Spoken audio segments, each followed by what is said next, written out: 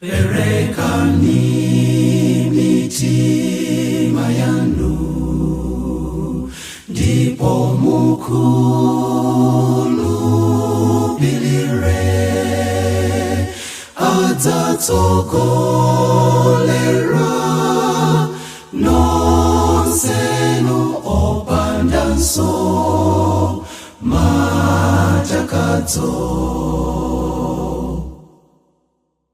Tamverani zomwe Mzimu anena,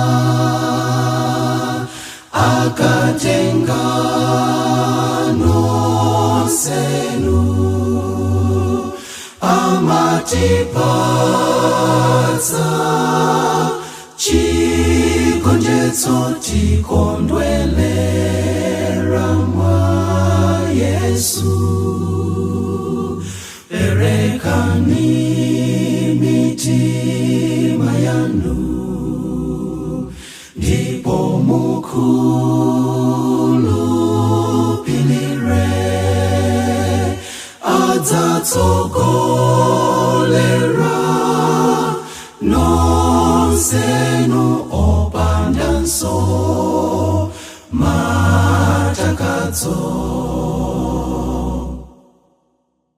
Kodi simukudziwa kuti ndinu kachisi wa Mulungu, ndikuti Mzimu wake agona mwa inu, ndipo ali opatulika.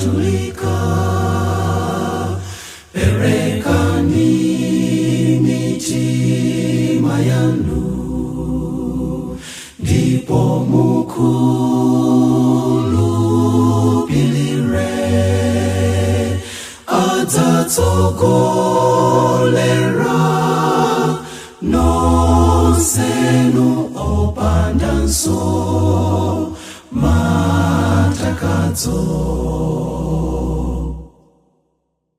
Ana anu adzanenera, anyamata nawona masomphenya,